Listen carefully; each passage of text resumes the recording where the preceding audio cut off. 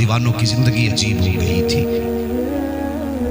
گھر کی کہانی تو بعد میں، پہلے غلاموں کی داستان سن۔ حضرت بلال کا تو عالم یہ تھا، پورے شہر میں ادھر سے ادھر دوڑتے تھے، بچوں سے پوچھتے تھے تم نے میرا محبوب دیکھا ہو تو بتاؤ۔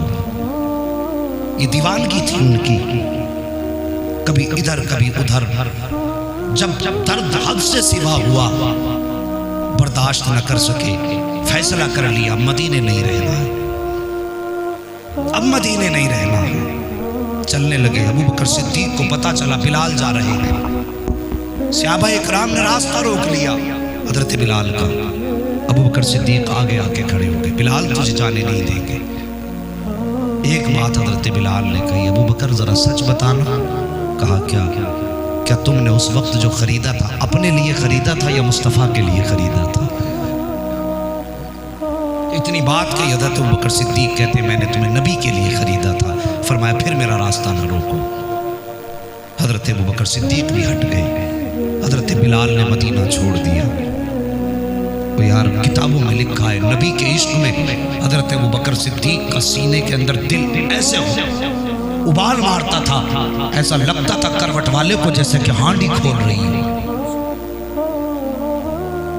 یہاں تک کتابوں میں لکھا عشق کی جلن ایسی تھی کہ ایسا لگتا تھا لوگوں کو کبھی کبھی ان کی سانسوں سے جلے ہوئے گوشت کی مہک آتی تھی۔ یہ عشق تھا ان کا نبی سے۔ آج ہم اپنا عشق دیکھیں، کرتا ٹوپی صرف جمعے دن لگائیں گے، باقی نہیں لگائیں گے۔ مہربانی کرو، عشق ہے تو عشق کا اظہار ہونا چاہیے، ہر گلی ہر کوچے میں پرچار ہونا چاہیے۔ آج عمر 60 سال ہو گئی، داڑھی چہروں پہ نہیں دکھائی دیتی، کہتے ہیں بھی وقت نہیں آیا۔ اور یار تیرا دماغ تو دیکھو قدرت کے فیصلوں سے تیز چلنے لگا۔ تو جانتا ہے کہ ابھی وقت نہیں آیا؟ کیا نبی کو، کیا خدا کو معاذ اللہ علم نہیں ہے کہ ابھی داڑھی کا وقت نہیں ہے؟ سچ بتاؤ، کسی نے پیدا ہونے والے بچے کی داڑھی دیکھی ہے؟ بولو نہیں ہوتی نا، کیونکہ اس وقت اس کی ضرورت ہی نہیں۔ جب ضرورت آئی تب جمائی گئی، اور وہ جمتی رہی ہم منڈاتے رہے، وہ جمتی رہی ہم منڈاتے رہے، وہ جمتی رہی ہم منڈاتے رہے۔ تم منڈاتے نہ تھکے، داڑھی نے بھی کہہ دیا منڈا کتنا منڈائے گا، میں آتی رہوں گی تو منڈاتا رہے گا۔ اگر یہ ضرورت نہ ہوتی اور وقت نہ ہوتا تو یہ نکلتی نہیں چہرے پہ، اور جب نکلی ہے اسے سنبھال کے رکھ، اسے سجا چہرے پہ۔ جوانوں، بزرگوں، اپنے بچوں کو سمجھاؤ تاکہ داڑیاں وہ رکھیں تو اللہ اس کا اجر تمہیں بھی عطا فرما دے۔ عشق کرو۔ حضرت بلال نے مدینہ چھوڑا، 6 مہینے گزر گئے، روتے رہتے تھے، رات کو بھی رونا، دن کو بھی رونا۔ ایک دن سو گئے روتے روتے، خواب میں مصطفیٰ تشریف لائے اور فرمایا بلال کہ ہم سے ملنے کا دل نہیں کرتا؟ اتنی بات کہی، حضرت بلال خواب ہی میں تڑپ گئے۔ آقا کریم نے فرمایا بلال تجھ سے ملنے کو دل کر رہا ہے۔ آنکھ کھل گئی، روتی میں اٹھے، سواری تیار کی اور تیار کر کے سفر شروع کیا، مدینے آ گئے۔ کیسا عشق تھا ان کا۔ آئے مصطفیٰ کے مزار پہ حاضری دی، رو کے کہنے لگے محبوب، پردیس سے بلانے کے بعد مہمانوں کے ساتھ یہ سلوک تو نہیں کیا جاتا کہ خود پردہ کیا کر لیا؟ اتنا کہنے کے بعد آئے مسجد نبوی کے صحن میں، کبھی ادھر دوڑ رہے ہیں کبھی ادھر دوڑ رہے ہیں۔ وقت آ گیا اذان کا، لوگوں نے کہا بلال اذان پڑھ دو، کہنے لگے ہمت نہیں ہے۔ لوگوں نے اصرار کیا بلال اذان پڑھ دو، ہمت نہیں ہے۔ کہا کیوں نہیں پڑھتے؟ کہا پہلے اذان پڑھتا تھا تو اذان والے کو دیکھتا تھا، آج اذان پڑھوں گا اذان والا نہیں ہوگا تو کیسے برداشت کر پاؤں گا؟ یہ باتیں ہو رہی تھی، حسنین کریمین آ گئے، ہاتھ پکڑ کے کہنے لگے چچا وہ اذان پڑھ کے سنا دو جو میرے نانا کے زمانے میں پڑھا کرتے تھے۔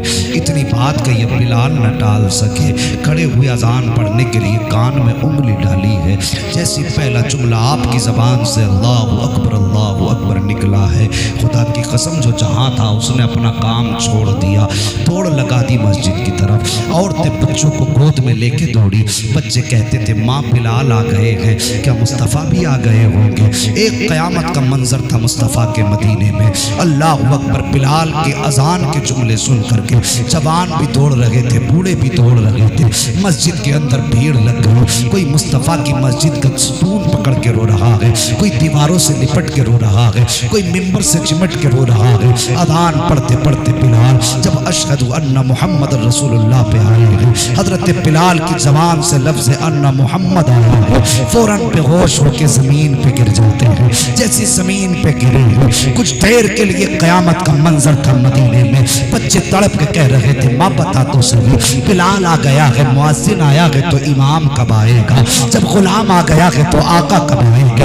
ماؤں کے کلیجے تڑپ گئے تھے بچوں کو تسلی دینے میں، عورتیں تڑپ رہی تھی، جوان تڑپ رہے تھے، ہر طرف میدان قیامت کا نقشہ نظر آ رہا تھا، ہر طرف انسانیت تڑپ رہی تھی، ہر انسان رو رہا تھا مصطفیٰ کو یاد کر کے۔ اور ایک بچے کا عالم تو یہ تھا، نام عبداللہ ہے، عمر بھی کم کے توڑ لگا دی ہے مدینے کے باہر۔ جب گئے تھے تو ہنس رہے تھے، آئے ہیں تو رو رہے ہیں۔ کسی نے بچے کی کلائی پکڑ کے کہا تھا بیٹے جب گیا تھا تو ہنستا ہوا گیا تھا، آیا ہے تو روتا ہوا کیوں آیا ہے؟ بچے نے کہا تھا جب پہلے نبی ہجرت کر کے آئے تھے میں نے سنا تھا کہ لوگوں نے باہر نکل کے استقبال کیا تھا، آج میں نے بھی یہ سوچا ہے کہ شاید غلام پہلے آ گیا ہو، آقا پیچھے آ رہے ہوں گے، ان کے دیکھنے کی خوشی میں گیا تھا، لیکن مجھے بتایا لوگوں نے کہ اب نبی نہیں آئیں گے، یہ سوچ کر کے کلیجہ ٹکڑے ٹکڑے ہو رہا ہے۔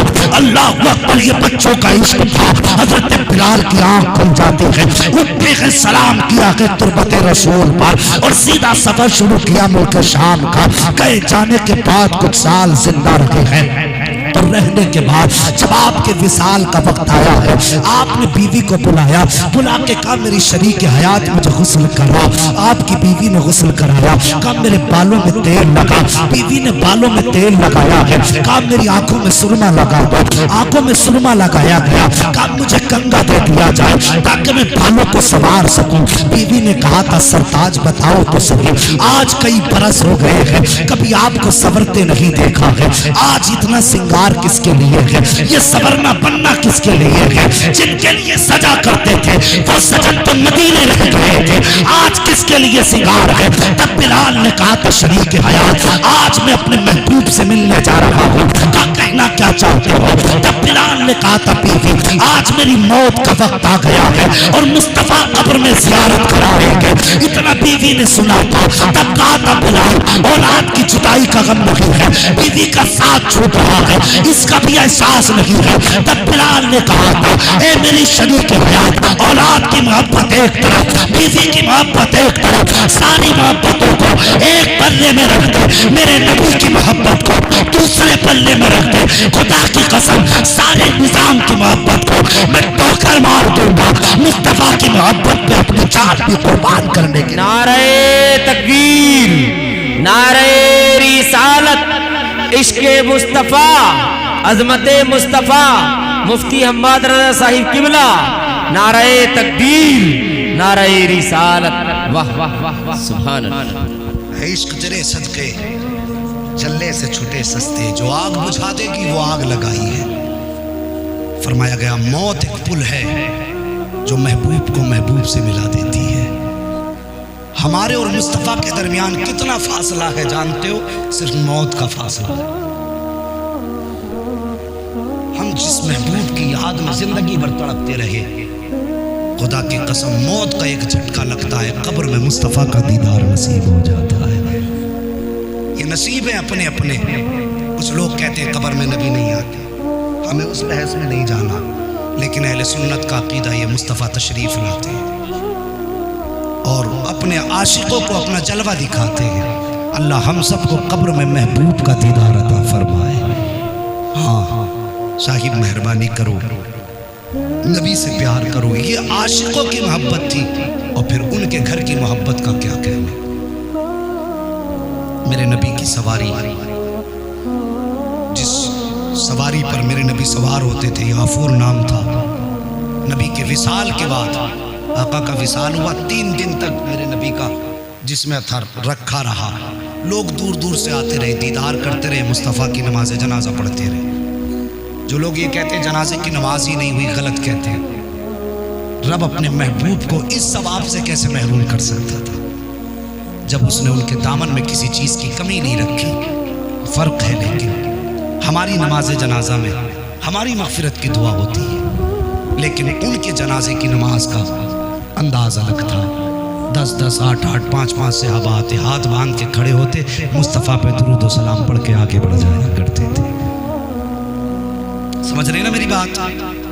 मुस्तफ़ा की नमाज जनाजा हुई, तदफीन हुई, 3 दिन तक नबी की सवारी गलियों में चक्कर लगाती रही। जब नबी न मिले, कुएं में छलांग लगा के अपने आप को मिटा डाला। ये जानवरों का इश्क था। मेरे नबी की सवारी ऊँटनी क़ुस्वा, पहले वो उसका नाम था। हुजूर के विसाल के बाद बस नबी के फिराक में वो निढाल रहने लगे। कुछ दिन गुजरे, एक दिन ज़मीन पे लेट गई। हसनैन करीमैन आए सैयदा के पास, अम्मी आज न जाने नबी की सवारी को क्या हो गया है। हज़रत फ़ातिमा गई, जाके आपने प्यार से सर पे हाथ रखा। ऊँटनी ने मुंह उठाया, कहने लगी सैयदा मैं जा रही हूँ नबी के पास, कोई पैगाम भेजना हो तो बता देना। इतना सुना नबी की बेटी की आंखें बरसने लगी। सैयदा ने उसकी आंखों पे हाथ रखा। नबी की ऊँटनी का भी इंतकाल हुआ।